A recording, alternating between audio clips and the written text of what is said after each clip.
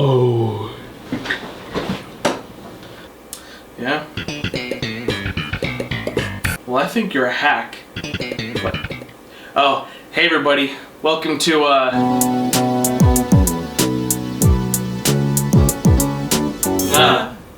was just, having a little conversation with Jerry Seinfeld here.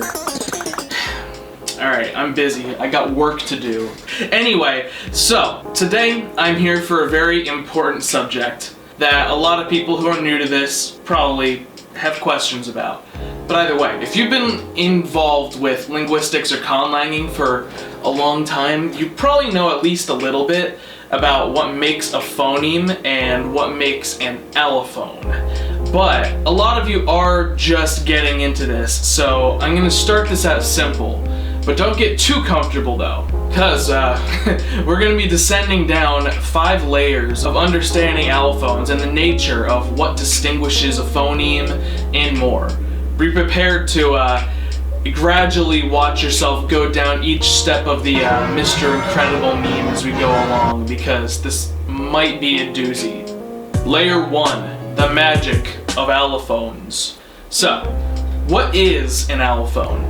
Let's start out with the root word phone, right? In linguistics, a phone is just any sound that is uttered by a human. So, phonetics is all about the many sounds that humans can make, mostly with their mouths. Mostly. Anyway, add an ŋimp to a phone and you get phoneme, which is the most narrow piece of phonetic content that distinguishes meaning in a word in a language. You can tell the difference between cat and bat because, for an English speaker at least, it's clear that k and b contrast phonemically, aka k and b make up the only differences between the two words, and it makes them different words. These phonemes are what you see most of the time when you're looking at like the phonology section on Wikipedia, or when you're watching a conlang showcaser explain the sounds in a language. Typically you denote individual sounds or entire words phonemically by putting them between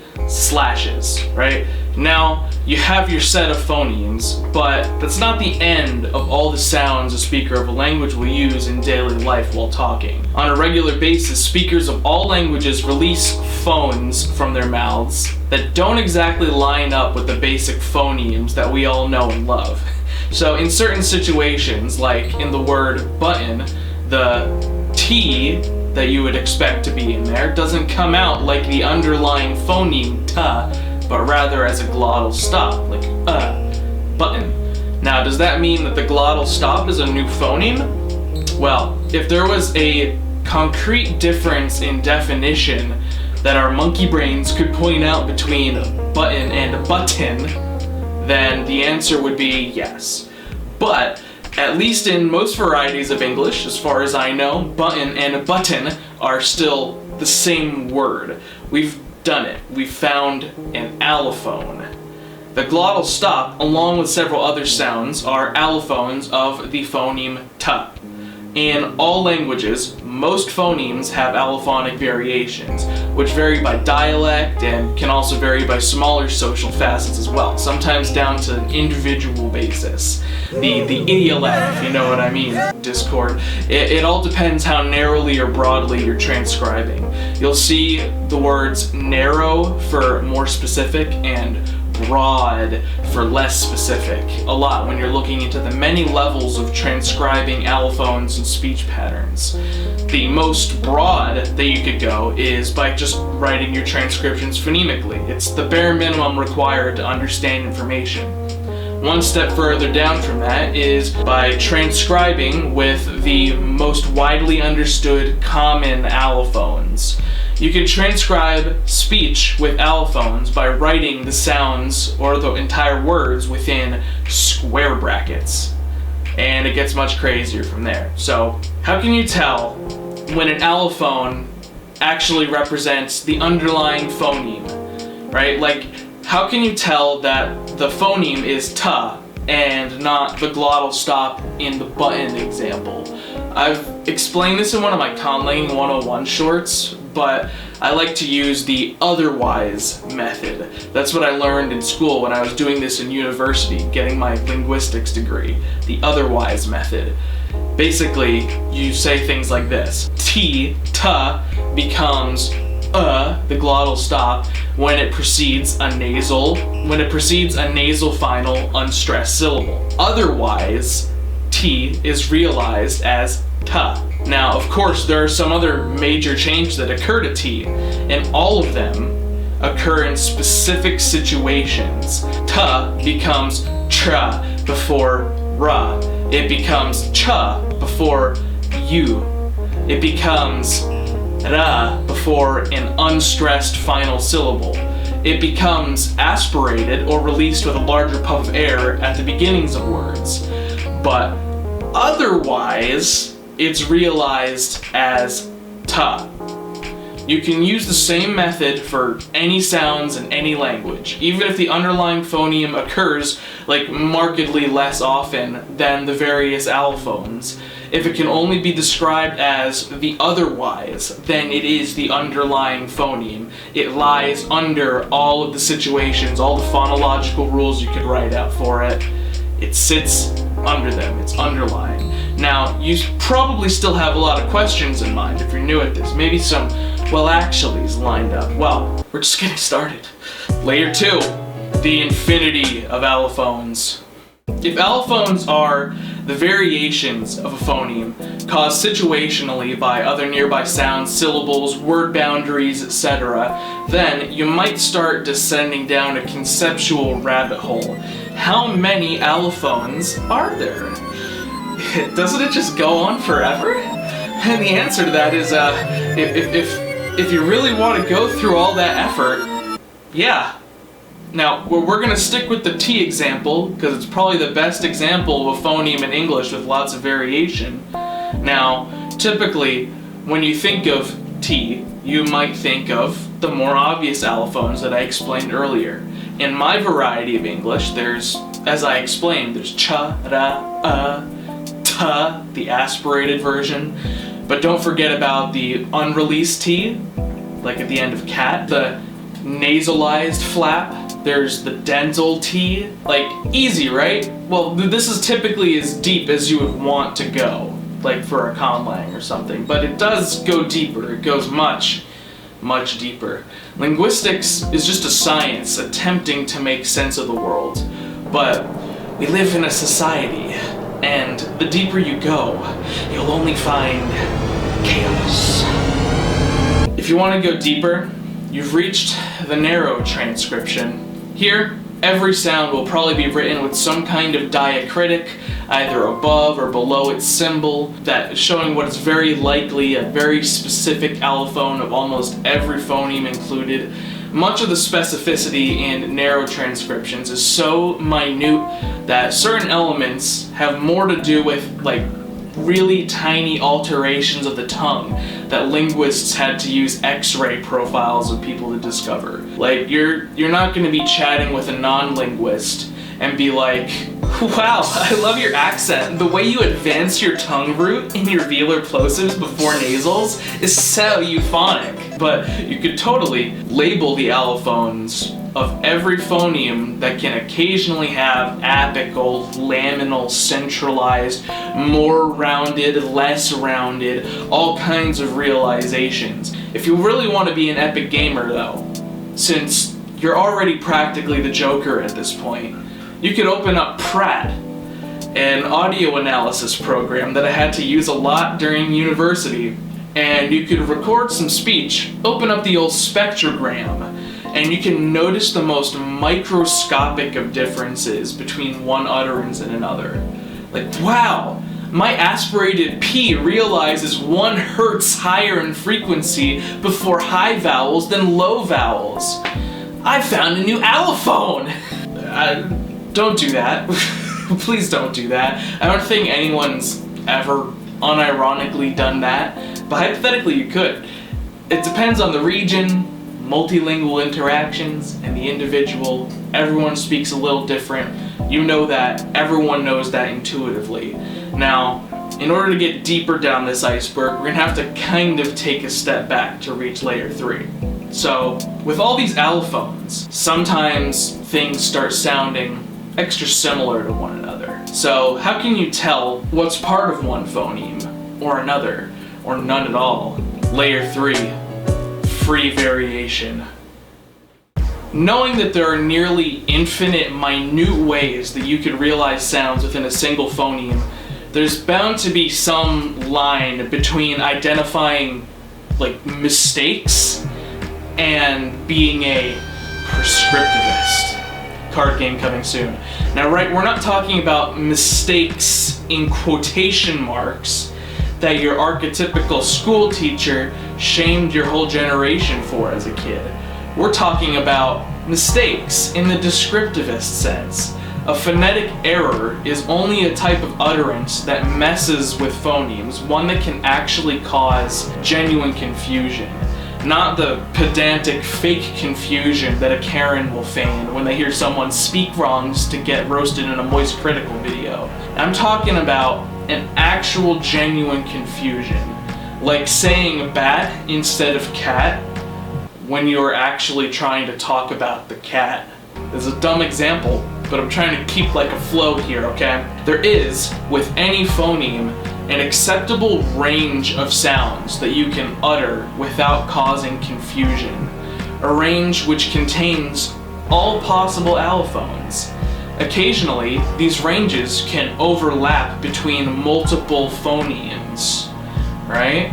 See where I'm going here? Where these spectrums overlap depends, again, on the dialect and the individual, but nevertheless, these intersections are the source of some of your classic boomer language jokes, you know? Like, you say tomato, I say tomato, or do you say either or either? The true comedy gold, right?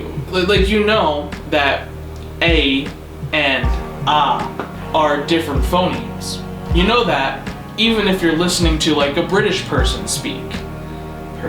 They're still talking about a tomato here, whether they say tomato or tomato.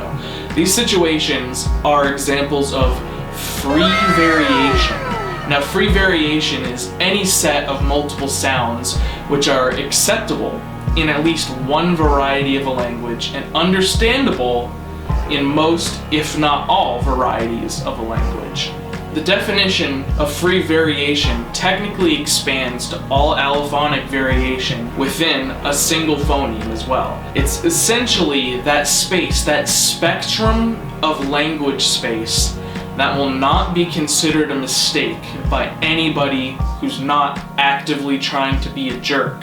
This gets us to the next layer of understanding what makes a phoneme versus what constitutes an allophone. And we're going to be taking a look across dialects now. Layer 4, diaphonemes. I told you to leave me alone, Jerry.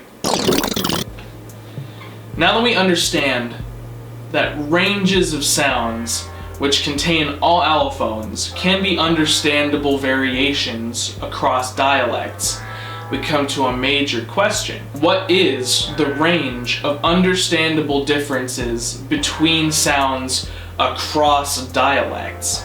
Is there a way to look at a list of allophones of a certain set of phonemes across multiple dialects of a single language to find out which underlying phonemes underlie them all? Yeah, there is. And it's called diaphonology. I'm gonna try to keep this quick. Like, how do I even explain this?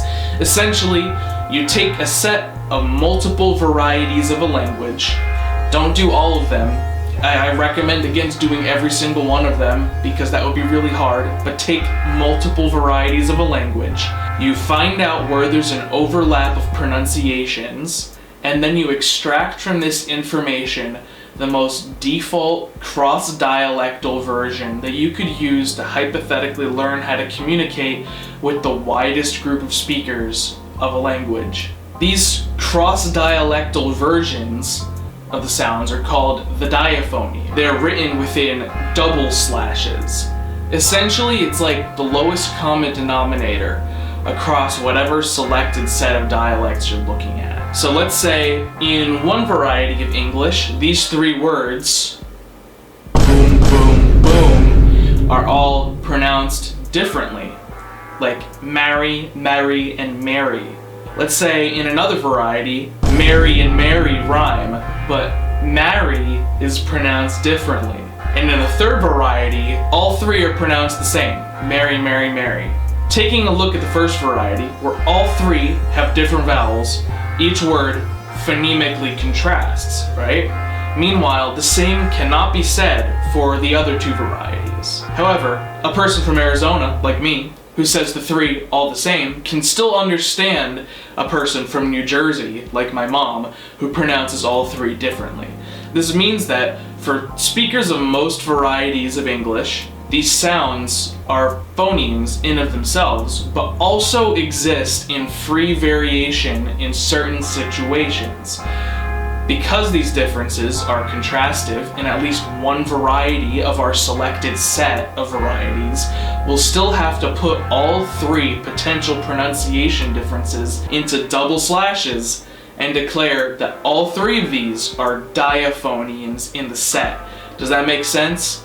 Like, they're cross-dialect phonemes, diaphonemes. Another example in English would be how I would say berry, berry, and berry, being contrasted in some dialects but not others, right? Some people say bury, berry, and barry, you know? All three would be their own different diaphonemes, even if I pronounce them all the same, right? Now, walk and walk are pronounced the same for me, but again, not for my mom from New Jersey.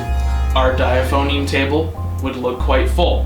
Now, if you're working on a conlang and you're trying to determine the allophones, considering the dialects and creating situations in which different varieties of the language have different diaphonemic contrasts would be a great way to create naturalism and some linguistic conflict, chaos in your world, right? In the Mary, Mary, Mary situation, this was a nearly universal set of pronunciations in the past, but which has faded away in multiple different ways over time, only maintained in certain regions today, like my mom's home region of New Jersey. I've got a whole document of Arodjun allophonic and diaphonemic differences across varieties that I'll show off when I have a video ready for it.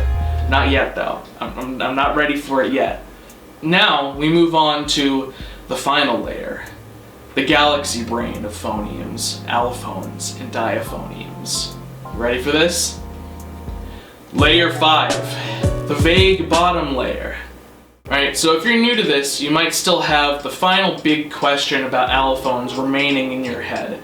If there are underlying phonemes and their respected allophones, and there's also a range of free variation where different allophones can overlap on the big Venn diagram of phonemes, and it also depends on the dialect and can be divided into diaphonemes, then what about the most vague stuff, right? What if there are two sounds in a language that never contrast with one another, as in they literally always appear in different situations with no overlap whatsoever?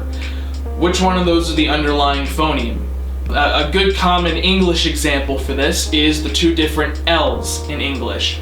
One of them is the classic alveolar lateral approximant, which appears in the beginning of syllables and after syllable initial plosives and fricatives, like light and like. And the other is the more velarized version, the so-called dark L, like an L, which appears syllable finally in most varieties of English. In Englishes that use both the simple and the dark L's, there are literally 0 situations where these sounds overlap. They don't. So how can you, or any linguist, tell if one L is the underlying phoneme, or if they're both straight up two different phonemes? Well, plot twist, you can't. You really usually can't. Yeah, there's no purely scientific way to decide at that point. You've reached the bottom of the allophony iceberg. There are some educated ways that you could simplify the analysis of a phonology, and that's about as good as it gets. The best thing to do is to get a general consensus of what the actual speakers think, right? If you're making a conlang, this is where you make a logical but casual decision of your own. I don't think a single English speaker would think of the word flail as having two different L-like liquids in it, but just two L's that they instinctually pronounce a little bit differently. We English speakers connect the two lateral sounds together and see no conflict, no issue whatsoever. Now, there is kind of a justification to choose the simple L over the dark L when you're writing down the phonemes, and that's history, right? Both of the L's that we have in modern English have a shared origin in the simple, non-velarized L of Old English. So, if you look up English's phonology, you'll see the IPA symbol for the alveolar lateral approximant, and it's for that historical reason. It started out that way. Plus, it's just simpler to transcribe. You know, there's an L on the keyboard, and you can just click it just like that. And you know, English, big powerful language. So we get to choose the keyboard stuff. It's, you know, yeah. So basically, it's arguably historically underlying, but it doesn't really need to be from a synchronic perspective. It just kind of is. If you get caught up on this question when you're studying a natural language or making a conlang, just think of it this way. If there's two sounds and neither of them win the otherwise game over the other, know that there's some kind of historical or cultural justification for which one gets the phoneme position, or maybe both if they're really different sounds. And if you're conlanging, you get to make up that justification as part of your creative process. This situation is called complementary distribution, by the way. But hopefully I got the point across without too many cursed vocabulary words. Conclusion. I'm going to be explaining the intricacies of Arodjun's allophones, dialectal variations, and even diaphonemes later on in another video. Much of that info can be found in my book, Grammar of the Arodjun Language, which is available for $22 on Amazon, and is one of the prizes for winning the Cursed Conlang Circus. For now, I hope that this was at least somewhat informative, somewhat helpful. You now should hypothetically have the basis to pull out your international phonetic alphabet charts to start making up some logical allophony for your conlangs. Come up with dialectal variations, and have a way to write down the least common denominators with double/slash diaphonemes, and you can declare phonemes and sounds with complementary distribution. Let me know if you want me to make a follow-up video talking about one of the specific details that I may have glossed over in this video, because I tried to limit the vocabulary words, but I feel like I still mentioned a lot of vocabulary words that beginners might not know. So if that happened to you, let me know in the comments, and I'll consider making a video going more in depth later on. Anyway, special thanks to the lovely ŋimp for sponsoring, for sponsoring my activities, my chaotic toils, these adventures that I go on with conlanging and world building and drawing my comic and all that stuff. You guys really help me out. I mean, so do like subscribers and all that. Watching the algorithm pick up my videos more and more regularly has been quite satisfying. So please hit the like button, hit the subscribe button, leave a comment, even if it's not even a helpful comment. I just want to see you. I want to see you. But anyway, yeah, so for like the price of like half of a Starbucks coffee every month, you could join my Patreon squad and help me lose less money. So yeah, that's pretty much all I got. Yeah. Nga is out.